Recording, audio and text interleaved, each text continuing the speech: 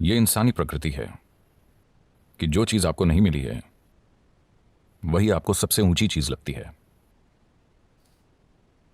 जो आपके पास नहीं होता उस पल वही सबसे बड़ा लगता है। अगर आपने 2 दिनों से खाना नहीं खाया तो खाना भगवान हो जाएगा। आया ना? नहीं? हाँ। अगर आपको यह समझ नहीं आया तो मुंह बंद करके 2 मिनट तक अपनी नाक पकड़िए। अब आप भगवान चाहेंगे या हवा? हवा। अगर भगवान खुद पूछें हवा चाहिए या भगवान, आप कहेंगे आप भाड़ में जाइए, मुझे सांस लेनी है। क्योंकि उस पल जो भी चीज आपके पास नहीं होती वो खुद को इतना बड़ा कर लेती है कि बाकी हर चीज को ढक लेती है। या दूसरे शब्दों में, जब आप मजबूरी की स्थिति में होते हैं तब चीजों को वैसा नहीं देखते जैसी वो हैं, वो बहुत बढ़ चढ़ जाती हैं। अगर आपका ब्लैडर भरा है, 1 मिनट, मैं आत्मज्ञान की बात कर रहा हूं। आपका ब्लैडर भरा हुआ है, क्या आपको रुचि होगी? मुझे आत्मज्ञान नहीं चाहिए। फिलहाल बाथरूम जाना ही परम मुक्ति जैसा है। हाँ या ना? तो चाहे जो मजबूरी हो, मजबूरी की स्थिति होने पर आप किसी भी चीज को उसके असली रूप में नहीं देखते। Life will get distorted to make you think that that is it at that moment. जीवन उस पल आपको यह सोचने पर मजबूर कर देगा कि यही सच है। तो इस तरह इंसानी जीवन एक मजबूरी से दूसरी में जाता रहता है। यह आपको चीजों को उनके उनके असली रूप में देखने का कभी समय ही नहीं देता। अगर आप जीवन को वैसा नहीं देख सकते जैसा वो है, तो क्या आप उसे वैसे संभाल पाएंगे जैसे संभाला जाना चाहिए? बिल्कुल नहीं, है ना? अगर आप चीजों को उनके असली रूप में नहीं देखते तो आप उन्हें वैसे नहीं संभाल पाएंगे जैसे संभाला जाना चाहिए। इसी कारण लोगों के जीवन और समाज कई तरह से भद्दे हो गए हैं। जब मैं भद्दा कहता हूं तो मेरा मतलब है सामान्य।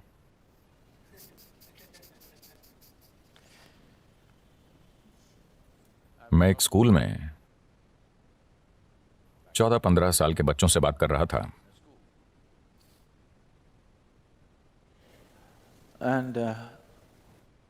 वो लगभग 11-12 लड़के लड़कियां थे। मैं उनसे पूछ रहा था कि वो आगे क्या करेंगे, Because they were in the 10th standard or something. क्योंकि वो शायद 10वीं क्लास में थे। वो सिर्फ नौकरी ढूंढकर पैसा कमाने की बात कर रहे थे। मुझे विश्वास ही नहीं हुआ, क्योंकि जीवन भर मैंने कभी पैसे कमाने की नहीं सोची। मेरे पिता अपना सिर पीटते थे, इस लड़के के दिल में डर ही नहीं है, इसका क्या होगा, इसका क्या होगा। मैंने कहा डर नहीं होना समस्या है? मुझे लगा डरना समस्या है। मैंने कभी नहीं सोचा कि डर ना होना समस्या है। तो परमात्मा का हुक्म था कि मैं एक डॉक्टर बनूं, क्योंकि मेरे पिता डॉक्टर थे। 10 साल की उम्र में मैंने उनसे कहा नहीं, ये तो मैं बिल्कुल नहीं बनूंगा, मैं डॉक्टर नहीं बनूंगा। पर रोज कोई ना कोई मुझसे कहता तुम्हें सिर्फ एक डॉक्टर ही बनना चाहिए। आप भारतीय परिवारों को जानते हैं, डॉक्टर बनना ही पड़ता है, आजकल सॉफ्टवेयर सीखना पड़ता है। मैं 8 दिन शिकागो में था। 2 दिन पहले ही मैं भारत आया। तो 8 दिन पहले मैं शिकागो में था और वहां एक भारतीय व्यक्ति से मैंने पूछा आप क्या करते हैं? और क्या सदगुरु, यानी वो एक सॉफ्टवेयर इंजीनियर है।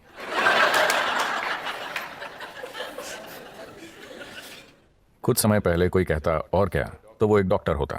अब कोई कहे और क्या, तो वो एक सॉफ्टवेयर इंजीनियर है। वो डॉक्टर इसलिए नहीं बने कि उन्हें शरीर विज्ञान में रुचि थी।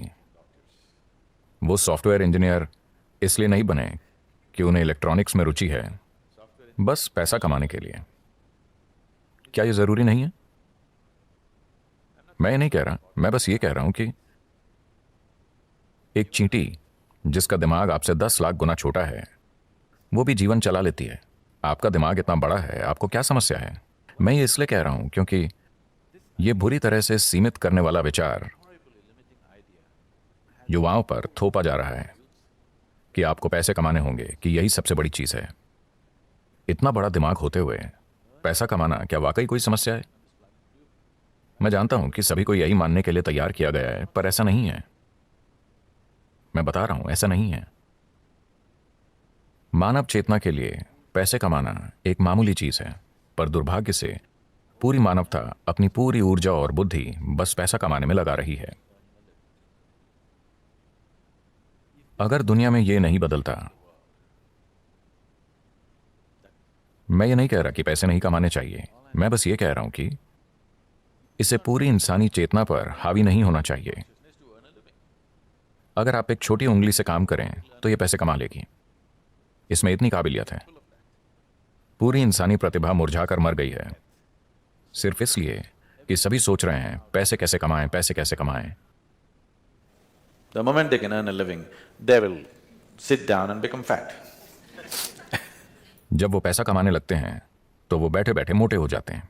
आपको सोचना चाहिए, मैं इस जीवन के साथ क्या कर सकता हूं, है ना? आपको सोचना चाहिए, इस जीवन के साथ सबसे बड़ी चीज मैं क्या कर सकता हूं, क्योंकि एक दिन आप मर जाएंगे। क्या आप जानते हैं? क्या आपको पता है आप मर जाएंगे? तो मरने से पहले इस जीवन को परम संभावना तक पहुंचना चाहिए, है ना?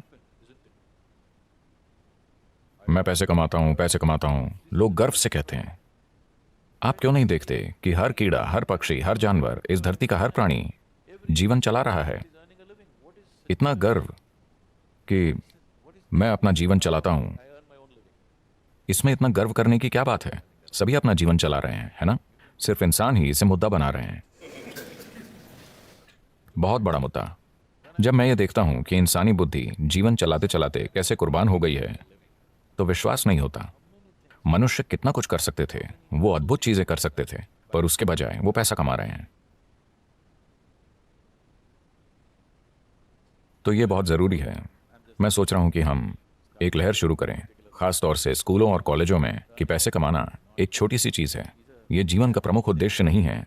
एक छोटी उंगली से आप पैसे कमा सकते हैं। इस बड़े दिमाग के साथ जब चींटियां जीवन चला सकती हैं, तो इस दिमाग को पैसे कमाने के लिए संघर्ष करना चाहिए। यह समस्या बन गई है क्योंकि आप किसी और जैसा बनना चाहते हैं, है ना? आप किसी दूसरे जैसा बनना चाहते हैं। आप गुलाम बन जाते हैं और इस चक्कर में पड़ने के बाद और कुछ नहीं हो पाता। आप हमेशा के लिए इसी में फंस जाते हैं।